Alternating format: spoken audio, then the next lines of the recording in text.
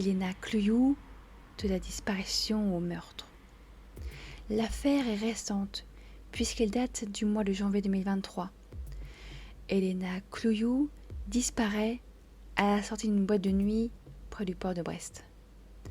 Sa disparition inquiète très vite ses proches qui diffusent sa photo partout.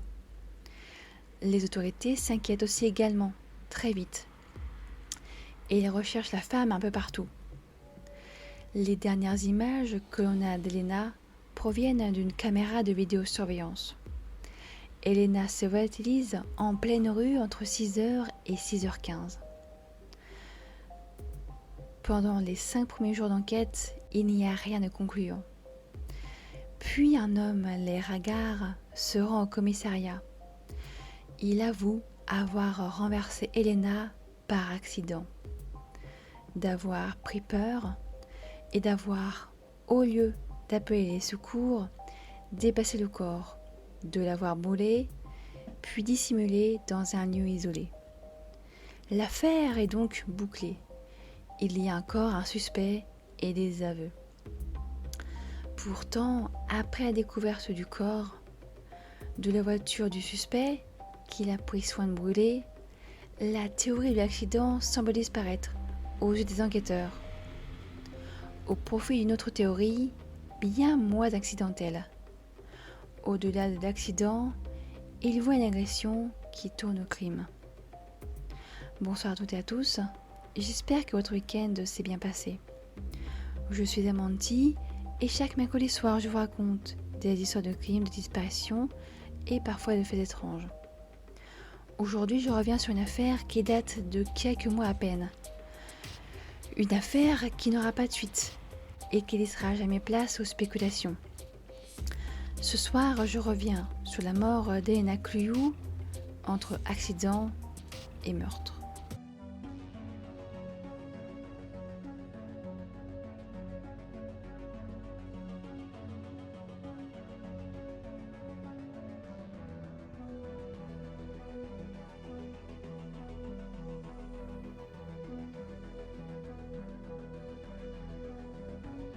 La disparition.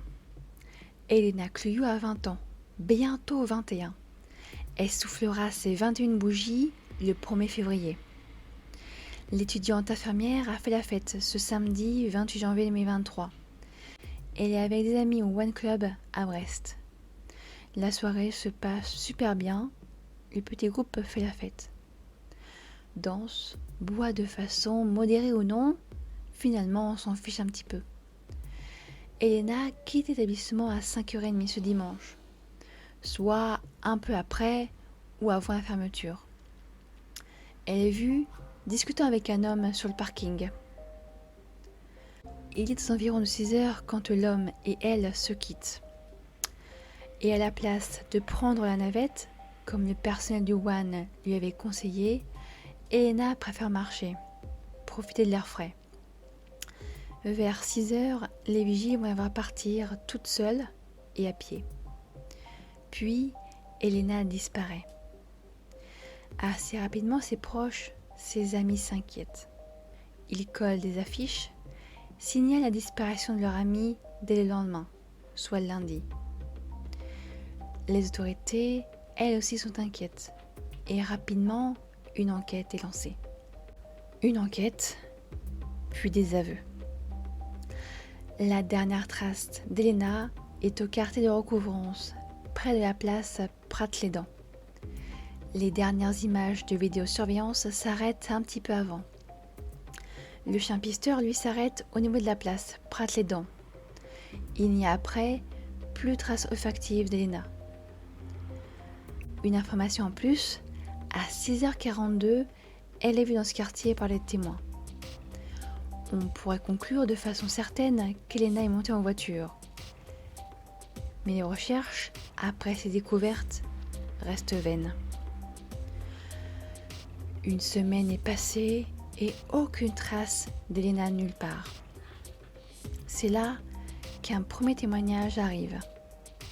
Un homme déclare que son frère ou son ami lui aurait avoué quelque chose, qu'il aurait fait une grosse bêtise. Il a renversé quelqu'un en voiture la femme qui a disparu ce dimanche.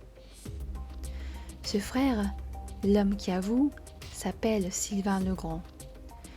Il est cuisinier ou serveur non loin du One Club. Et avant ces mots, ces aveux, l'homme tente de mettre fin à ses jours. Son frère ou son ami est inquiet et fait lui aussi le lien avec la disparition d'Elena. Le 3 février, Sylvain Legrand se rend avec des membres de sa famille à la police et raconte l'accident qu'il aurait causé. Accident qui, selon lui, cause la mort d'Elena. Il n'a pas pu en réalité en dire plus. Il n'a pas pu être auditionné. Son état de santé était beaucoup trop alarmant. Sa tentative de suicide a laissé des traces. Au policier, il déclare que sa vie est finie. Après cette première tentative, il est conduit à l'hôpital de Brest. Sylvain Legrand, suspect principal dans la mort d'Elena Cluyou, meurt à l'hôpital, des suites de sa seconde tentative de suicide. Laissant après sa mort beaucoup de questions sur les circonstances qui ont conduit au décès d'Elena Cluyou un matin de janvier. Est-ce qu'ils se connaissaient? Est-ce vraiment un accident? Elena est-elle montée dans la voiture de Sylvain qui lui aurait proposé de la ramener chez elle? Et peut-être que les choses ont mal tourné. Les enquêteurs sont certains d'une chose. Elena Cluyou disparaît dans le quartier de recouvrance. Sylvain Legrand est également dans ou proche de la zone. Aussi, dans la nuit ou plutôt le matin, Sylvain Legrand effectue de bien curieux trajets. Il est 5h50 quand il quitte son domicile de Brest. Ensuite, il achète 4 litres d'essence à Lefond à 6h16. À 8h10, son téléphone borne à Aulne-Maritime. C'est dans ce même secteur que le corps d'Elena Cluyou est retrouvé. Sylvain aurait donc transporté le corps d'Elena dans le coffre de sa voiture, roulé plusieurs heures, environ 2 heures, histoire de s'éloigner de la scène de crime. Le corps calciné d'Elena Cluyou sera retrouvé près de la presqu'île de Crozon à Argol. La première autopsie permet de savoir qu'Elena n'est pas morte brûlée vive. Son corps a aussi apporté la certitude qu'elle fut transportée dans le coffre de la voiture de Sylvain Legrand, principal suspect dans sa mort. Le dit véhicule sera retrouvé brûlé quelques jours plus tard près du domicile de Sylvain Legrand. Un procès qui n'aura pas lieu et la cause de la mort compliquée à donner. Le procureur semble écarter la piste de l'accident, ce qu'avait évoqué Sylvain à l'un de ses amis ou son frère avant de mettre fin à ses jours. Le corps d'Elena brûlé, il est plus compliqué de savoir ce qui lui est vraiment arrivé, sur la façon dont elle est morte. Sur la route empruntée par Elena, il n'y a aucune trace de sang, alors qu'il devrait y en avoir des traces de sang sur la route si Elena avait été renversée par un véhicule. En ce qui concerne la voiture du suspect, je n'ai pas trouvé d'informations. Si quelque chose, un élément, des traces de choc ont pu être retrouvées, sur le capot par exemple. Mais comme le véhicule a été brûlé, les enquêteurs n'ont peut-être rien pu trouver comme élément ou indice. Après la première autopsie, toutes les pistes étaient encore possibles, comme une rencontre fortuite entre Elena et Sylvain qui lui propose de la conduire chez elle. Elena accepte qu'elle le connaisse ou non.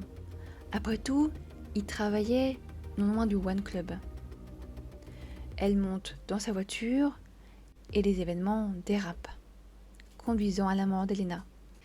Sylvain Legrand est mort le jeudi 9 février à l'hôpital de la Cavale Blanche de Brest, après 2 tentatives de suicide. Il est mort avec ses secrets. L'enquête va quand même montrer que Sylvain Legrand, principal suspect, travaillait dans le restaurant près du One Club. Il ne travaillait pas ce soir-là. mais il ne pouvait pas non plus se trouver au One Club. Sylvain Legrand y était interdit de séjour.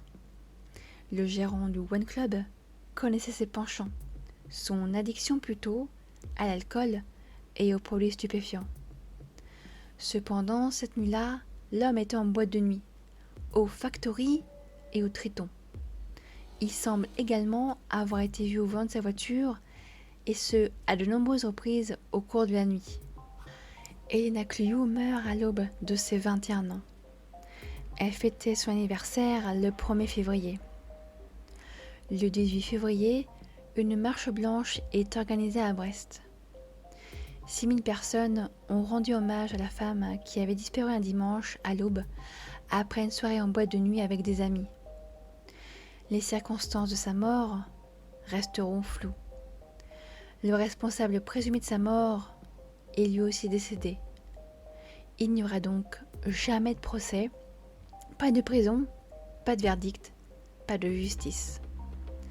Les proches n'auront donc jamais de réponse quant à son geste, quant aux causes de la mort de Lena. Le youtubeur Stranger Jazz a assisté à la marche blanche en hommage à Elena Cluyou. Il y a du vent, vous ne pourrez pas entendre tout ce qui a été dit, mais l'hommage reste poignant entre silence, discours et tristesse. Je vous remercie d'avoir regardé ou écouté cette vidéo jusqu'au bout. Je vous invite, si vous en avez envie bien sûr, à partager vos ressentis en commentaire. Je vous donne rendez-vous samedi soir pour les actualités crimes et disparitions de la semaine. Passez une très bonne semaine. Prenez soin de vous, prenez soin de vos proches. Et d'ici là, n'oubliez pas,